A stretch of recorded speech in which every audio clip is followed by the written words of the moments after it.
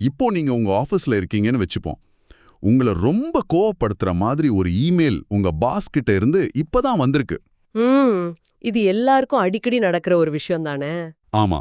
இல்லனா உங்க business partner வந்து உங்களை ரொம்ப குறைச்சு மதிப்பிட்டு ஏதோ ஒரு வார்த்தை சொல்லிட்டாரு. அந்த நேரத்துல எப்படி இருக்கும்? கண்டிப்பா ரத்தம் கொதிக்கும், நாடி துடுப்பு எகிரிடும். நிச்சயமா. உங்க விரல்கள் வந்து ரொம்ப வேகமா மிக கடுமையான ஒரு பதில டைப் பண்ண ஆரம்பிச்சிருக்கும். அந்த சென்ட் பட்டனை அழுத்த நீங்க ரெடி ஆயிடுவீங்க. ஆனா அந்த பட்டன் அழுத்துறதுக்கு முன்னாடி ஒரே ஒரு நிமிஷம் நில்லுங்க. அதான். நீங்க அந்த பட்டனை இப்போ அழுத்துறது உங்க சொந்த பலத்தையே நீங்களே அழிச்சிக்கிறதுக்கு சமம்னு சுமார் 2000 வருஷத்துக்கு முன்னாடி வாழ்ந்த ஒரு மாபெரும் ராஜதந்திரி சொல்றாரு. ஆமா, ஒரு பெரிய சாம்ராஜ்யத்தையே கட்டியெழுப்பிய சாணக்கியர் தான் அந்த எச்சரிக்கையை கொடுத்திருக்காரு. சரியா சொன்னீங்க. இன்னைக்கு நம்ம டீப் டைவ்ல உடனடியாக செயல்படணும்னு தோன்ற உங்களோட அந்த உள்ளுணர்வு வந்து எப்படி உங்களுக்கே மிகப்பெரிய எதிரியா மாறுது அப்படிங்கறத பத்தி தான் ஆழமா அலச போறோம். அது மட்டும் இல்லாம இந்த உள்ளுணர்வை நாம எப்படி எதிர்கொள்றது அப்படிங்கறதையும் நாம பார்க்க போறோம். ஏன்னா இன்றைய காலகட்டத்துல வேகம் அப்படிங்கிறது ஒரு தகுதியாவே பார்க்கப்படுது. உண்மைதான். யாரு வேகமா செயல்படுறாங்களோ அவங்க தான் வெற்றியாளர்கள்னு நம்ம நம்புறோம். ஆனா வரலாற்று பக்கங்களையும் குறிப்பா சாணக்கியர் மாதிரி ஒரு மிகச்சிறந்த வியூக அமைப்பாளரோட சிந்தனைகளையும் நம்ம உற்று நோக்கினா அவங்க ஒரு விஷயத்த ரொம்ப தெளிவா பதிவு செஞ்சிருக்காங்க. அதாவது நிதானம் பத்தி சொல்றீங்களா? ஆமா, நிதானம் அப்படிங்கிறது வந்து ஒரு பலவீனத்தோட அடையாளம் கிடையாது. அதுதான் அசைக்க முடியாத ஒரு வெற்றிக்கான அடிப்படை. ஒரு பேரரசியே கட்டி எழுப்புவதற்கான அடித்தளம் அதுதான். ரீதியா புரிஞ்சுக்க போறோம். கண்டிப்பா. சரி, இந்த விவாதத்தை வந்து நம்ம நவீன வாழ்க்கையிலேருந்தே தொடங்குவோம். இப்ப நம்ம பார்க்குற இந்த கார்ப்பரேட் நிறுவனங்களா இருக்கட்டும் அல்லது எந்த ஒரு வியாபார தலமா இருக்கட்டும், எல்லாமே உடனுக்குடனே முடிவெடுப்பவங்கள தானே கொண்டாடுது. ஆமா, வேகம்தான் இப்ப மார்க்கெட் விதி. அதான். ஒரு இமெயில் வந்து 5 நிமிஷத்துல பதில் அனுப்பணும். ஒரு பிரச்சனைனா அடுத்த நொடியே அதுக்கான தீர்வை சொல்லணும். அப்படி இருக்கப்போ இந்த வேகம் எப்படி நமக்கு ஆபத்தாகும்? வெற்றிக்கு வந்து வேகம் தேவைதானே? நீங்க கேக்குறது வந்து ரொம்ப நியாயமான ஒரு வாதம். ஆனா இங்க தான் நாம ஒரு முக்கியமான வித்தியாசத்தை புரிஞ்சுக்கணும். கணக்கிடப்பட்ட வேகம் அப்படிங்கிறதுக்கும் உணர்ச்சி வசப்பட்ட அவசரம் அப்படிங்கிறதுக்கும் ஒரு பெரிய வித்தியாசம் இருக்கு. ஓ, ஸ்பீட் வேற அவசரம் வேறன்னு சொல்றீங்களா? ஆமாம், சாணக்கியரோட வியூகங்களை படிக்கும்போது அவர் வேகத்துக்கு எதிரானவர் கிடையாதுன்னு நமக்கு புரியும். அவர் படைகளை ரொம்ப வேகமா நகர்த்திருக்காரு. ஆனா அவர் எச்சரிக்கிறது வந்து உணர்ச்சியில எடுக்கிற முடிவுகளை பத்திய. சரியா பிடிச்சிட்டீங்க. உணர்ச்சி கொந்தளிப்புல எடுக்கப்படும் அவசர முடிவுகளை பத்தி தான் அவர் கடுமையா எச்சரிக்கிறாரு. அவர் ரொம்ப தெளிவா சொல்றாரு, அவசரம் அறிவை மறைக்கிறது அப்படின்னு. அவசரம் அறிவை மறைக்கிறது. இது கேட்கறதுக்கு ஒரு தத்துவமா இருந்தாலும் இதுக்குள்ள ஒரு அறிவியல் உண்மையே இருக்குல்ல. 100% நரம்பியல் அறிவியல் படி பாத்தீங்கன்னா, நாம ரொம்ப கோபத்திலேயோ பதற்றத்திலேயோ இருக்கும்போது நம்ம மூளையில இருக்கிற உணர்ச்சி மையம், அதாவது நம்மள தற்காத்துக்க செயல்படுற அந்த பகுதி மூளையோட முழு கட்டுப்பாட்டையும் தான் கையில எடுத்துக்குது. அடா, அப்போ நம்மளோட சிந்தனை திறன் என்ன ஆகும்? அதுதான் பிரச்சனையே. அந்த நேரத்துல நம்ம தர்க்க அறிவையும் ஒரு விஷயத்தோட பின் விளைவுகளை பகுப்பாய்வு செய்யற மூளையோட முன்பகுதியையும் அது முழுமையா துண்டிச்சிடுது. ஒரு நிமிஷம், அப்போ அந்த நேரத்துல நாம உண்மையிலேயே சிந்திக்கிற திறனை இழந்துடுறோம்னு சொல்றீங்களா? ஆமா, அந்த லாஜிக்கல் பகுதிக்கு ரத்த ஓட்டம் போகாம வெறும் உணர்ச்சி பகுதிக்கு மட்டுமே போகுது. இது கேட்கறதுக்கே கொஞ்சம் பயமா இருக்கே. கோபத்துல முடிவெடுக்கிறது வந்து கண்ணு கட்டிக்கிட்டு ரொம்ப வேகமா கார் ஓட்டுறதுக்கு சமம்னு சொல்லலாமா? ரொம்ப சரியான உதாரணம். இது எப்படி சொல்லலாம்னா, ஒரு பெரிய ஆபீஸ் பில்டிங்ல இருக்கிற தீயணைப்பு அலாரம் திடீர்னு அடிக்கிற மாதிரி. ஓகே. அந்த அலாரம் தான் உங்க மூளையோட உணர்ச்சி மையம். யாரோ ஒருத்தர் பிரெட்டை டோஸ்ட் பண்ணும்போது லேசா புகை வந்தா கூட அந்த அலாரம் ரொம்ப பெரிய ஆபத்து வந்துருச்சுன்னு நினைச்சு பில்டிங்கையே முடக்கி எல்லாரையும் வெளியே போக சொல்லி கத்தும். அடடா, சின்ன புகைக்கு இவ்வளோ பெரிய ரியாக்ஷனா? ஆமா, அந்த நேரத்துல அந்த ஆபீஸோட செக்யூரிட்டி கார்டு, அதாவது உங்க தர்க்க அறிவு அங்க வந்து நிலைமைய ஆராயணும். இல்ல இது வெறும் கருகிய பிரெட் வாசம் தான், ஆபத்து ஒன்னும் இல்ல அப்படின்னு சொல்றதுக்கு ஒரு சின்ன அவகாசம் தேவை. ஆனா நாம அவசரத்துல இருக்கும்போது அந்த செக்யூரிட்டி கார்டுக்கு அந்த நேரத்தை கொடுக்கறது இல்ல. எக்ஸாக்ட்லி. அந்த செக்யூரிட்டி வந்து செக் பண்றதுக்கு முன்னாடியே நம்ம பயந்து போய் பில்டிங் கண்ணாடிகளை உடைச்சுக்கிட்டு வெளியே குதிக்க பாக்குறோம். கோவத்துல ஒரு வார்த்தையை விடுறதும் பதற்றத்துல ஒரு உறவை முறிச்சுக்கிறதும் இந்த கண்ணாடியை உடைக்கிற செயல் மாதிரி தான். வாவ், இந்த ஃபயர் அலாரம் அப்புறம் செக்யூரிட்டி கார்டு உதாரணம் எனக்கு ரொம்ப தெளிவா புரியுது. நம்ம பல நேரங்கள்ல வெறும் ஒரு கருகிய பிரெட்டுக்காக மொத்த கட்டடத்தையும் இடிச்சு தள்ளிக்கிட்டு இருக்கோம். உண்மைதான். அதனால தான் பல வருஷங்களா கட்டியமைக்கப்பட்ட நெருக்கமான உறவுகள் இல்லனா பிசினஸ் பார்ட்னர்ஷிப் எல்லாமே வெறும் ஒரு நிமிஷம் உணர்ச்சி கொந்தளிப்பால சுக்குநூறா உடைஞ்சிடுது. ஆனா இதுல எனக்கு ஒரு நடைமுறை சிக்கல் தோணுது. சொல்லுங்க, என்ன சிக்கல்? இப்போ நான் கோவத்துல முடிவெடுக்க கூடாது அப்படிங்கறத புரிஞ்சுக்கிட்டேன். ஆனா நான் ரொம்ப அமைதியா இருந்தா இந்த உலகமும் என் கூட வேலை செய்யறவங்களும் என்ன முட்டாள்னோ அல்லது திறமை இல்லாதவனோ முத்திர குத்திர மாட்டாங்களா? நான் வேகமா செயல்படலைனா என் வாய்ப்புகள் எல்லாம் பறிபோயிடுமே அப்படிங்கிற ஒரு பதச்சம் எல்லாருக்குமே இருக்குல்ல. ஆமா, அந்த பதற்றமே இந்த சமூகம் நமக்குள்ள உருவாக்குன ஒரு மாயதான். நாம பண்டைய காலத்து மன்னர்களையும் அவங்களோட போர்த்தந்திரங்களையும் கொஞ்சம் யோசிச்சு பாப்போம். சரி. அவங்கள சுத்தி எப்பவுமே எதிரிகள் இருந்தாங்க, துரோகங்கள் நடந்துச்சு, உயிருக்கே ஆபத்து இருந்துச்சு. இன்றைய கார்ப்பரேட் அழுத்தத்தை விட அது பன்மடங்கு பெரியது இல்லையா? கண்டிப்பா அவங்க லைஃப்ல டெய்லி டென்ஷன் இருந்திருக்கும். ஆமா, அவங்க ஒவ்வொரு நொடியும் உடனுக்குடனே ரியாக்ட் பண்ணிக்கிட்டு இருந்திருந்தா எந்த ஒரு பேரரசும் உருவாக இருக்கவே முடியாது. ஓ, அப்போ அவங்க எப்படி செய்யப்பட்டாங்க? மாபெரும் தலைவர்களும் வெற்றியாளர்களும் ஒரு சூழ்நிலைக்கு உடனே ரியாக்ட் செய்யறதில்ல. அவங்க அந்த சூழ்நிலைக்கு ரெஸ்பாண்ட் செய்யறாங்க.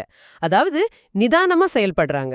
ரியாக்ட் செய்யறதுக்கும் ரெஸ்பான்ஸ் செய்யறதுக்கும் உள்ள அந்த வித்தியாசம் ரொம்ப ஆழமானது. அதனாலதான் எந்த ஒரு செயலையும் செய்யறதுக்கு முன்னாடி ஆழமா சிந்திக்கணும்னு சாணக்கியர் வலியுறுத்துறாரு. சும்மா யோசிக்கணும்னு சொல்லாம எப்படி சிந்திக்கணும் அப்படிங்கிறதுக்கு ஒரு தெளிவான கட்டமைப்பையே அவர் கொடுக்கறாரு. ஆனா சும்மா நன்றாக சிந்தித்து செயல்படுங்கள்னு சொல்றது ரொம்ப சாதாரணமான ஒரு அட்வைஸ் மாதிரி தோணுதே. எல்லாமே வேகமா நடக்கிற இந்த உலகத்துல இது ரொம்பவும் பழைய காலத்து ஒரு கருத்தா தெரியலையா? இதுக்கான ஒரு செயல்முறை திட்டம் ஏதாச்சும் இருக்கா? அது சாதாரண அட்வைஸ் இல்ல. ஏன்னா அவர் வெறும் சிந்திங்கள்னு மட்டும் சொல்லல. உங்க மூளையோட அந்த செக்யூரிட்டி கார்டை எப்படி வேலை செய்ய வைக்கிறது அப்படிங்கிறதுக்கான 3 தெளிவான வடிகட்டிகளை ஒரு முன் வைக்கிறாரு. ஓ, 3 வடிகட்டிகளா? அதாவது 3 கேள்விகள்னு சொல்லாமா? ஆமா. நீங்க கடினமான சூழ்நிலையில எடுக்கிற எந்த ஒரு முடிவையும் இந்த 3 வடிகட்டிகள் வழியா கொண்டு போகணும். முதல் வடிகட்டி நீங்க எடுக்க போற முடிவு அடிப்படையில சரியானதா அப்படின்னு தீர்மானிக்கிறது. அதாவது நம்ம அறநெறிக்கும் தார்மீக பொறுப்புக்கும் அது நியாயமானதான் பாக்குறது. சரியா? சரியா சொன்னீங்க. இல்ல, ஒரு நிமிஷம் போறங்க. இங்க எனக்கு ஒரு மாறுபட்ட கருத்து இருக்கு. சொல்லுங்க. சரியானதான் பாக்குறது தத்துவ ரீதியா நல்லா இருக்கும். ஆனா ஒரு பிசினஸ்லயோ அல்லது வேலை செய்யற இடத்துலயோ சரி அப்படிங்கிறதுக்கான அர்த்தம் இப்போதைக்கு எது லாபகரமானது அப்படிங்கிறது மட்டும்தானே? நிறைய பேர் அப்படிதான் நினைக்கிறாங்க. ஆமா, ஒரு பொருளை தரமில்லாம செஞ்சு நல்ல விளம்பரம் கொடுத்து வித்தா அது லாபம் தானே.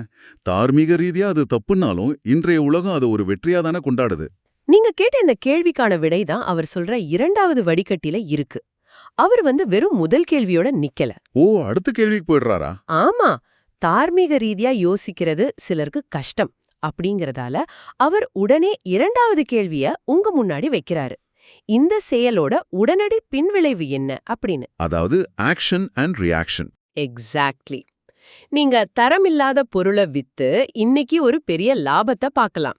ஆனா அதோட உடனடி விளைவு என்ன? வாடிக்கையாளர்கள் அந்த பொருளை பயன்படுத்தின சில நாட்கள்லயே அதோட தரம் அவங்களுக்கு தெரிஞ்சிடும். அப்புறம் பிசினஸ் மொத்தமா படுத்துடும். அதேதான். இப்ப நாம முதல்ல பேசின அந்த கோபமான இமெயிலை எடுத்துக்குவோம். அந்த இமெயிலை நீங்க அனுப்பிட்டீங்க, அது உங்களுக்கு ஒரு தற்காலிகமான ஒரு திருப்தியை கொடுக்கலாம். ஆமா, மனசுக்கு கொஞ்சம் ரிலாக்ஸ்டா இருக்கும். ஆனா அடுத்த 1 மணி நேரத்துல உங்க பாஸ் உங்களை கூப்பிட்டு ஒரு கடுமையான வாக்குவாதத்துல ஈடுபட்டா உங்களால அதை சமாளிக்க முடியுமா? இதுதான் அந்த 2வது கேள்வி. புரியுது. இது ஒரு செஸ் விளையாட்டு மாதிரி இருக்கு. நான் ஒரு காய நகர்த்தினா எதிராளி எந்த காய நகர்த்துவார்னு முன்கூட்டியே கணிக்கிற மாதிரி. ரொம்ப சரியான ஒப்பீடு. ஆனா இது மட்டுமே ஒரு சிறந்த முடிவை கொடுத்துடுமா? நான் அனுப்புற இமெயிலுக்கு என் பாஸ் கோவப்பட்டாலும் பரவாயில்ல, எனக்கு அது எதிர்கொள்ற தைரியம் இருக்குன்னு நினைச்சா என்ன பண்றது? இங்கதான் சாணக்கியரோட ராஜதந்திரம் அதோட உச்சத்தை தொடுது. இதனாலதான் அவர் 3வது ரொம்ப முக்கியமான ஒரு வடிகட்டியை வச்சாரு. அது என்ன கேள்வி? இந்த முடிவு நீண்டகால அடிப்படையில உங்க வாழ்க்கையோ அல்லது உங்க லட்சியத்தையோ எப்படி பாதிக்கும் அப்படிங்கறது தான் அந்த 3வது கேள்வி. அட, இது வெறும் அடுத்த மணி நேரத்தை பத்தியோ இல்ல அடுத்த வாரத்தை பத்தியோ கிடையாது. 5 வருஷம் கழிச்சு இந்த முடிவு உங்களை எங்க கொண்டு போய் நிறுத்தும்னு பாக்குறது. ஓ, இப்ப எனக்கு விளங்குது. நீங்க தைரியமா அந்த இமெயில் அனுப்பலாம், சண்டை போடலாம். ஆனா 2 வருஷம் கழிச்சு அந்த கம்பெனில உங்களுக்கு வரவேண்டிய ஒரு மிகப்பெரிய பதவி உயர்வோ அல்லது வேறொரு வாய்ப்போ இந்த ஒரே ஒரு இமெயிலால தடுக்கப்பட்டா மொத்த பயணமும் திசை மாதிரி போயிடுமே. ஆமா, உங்க எதிர்காலமே இதனால பாதிக்கப்படலாம். இப்ப எனக்கு ஒரு பெரிய வெளிச்சம் பிறந்த மாதிரி இருக்கு. இந்த 3 கேள்விகளும் தனித்தனியா வேலை செய்யல, ஒன்னோட ஒன்னு பின்னி பிணைஞ்சு வேலை செய்யுது. எக்ஸாக்ட்லி.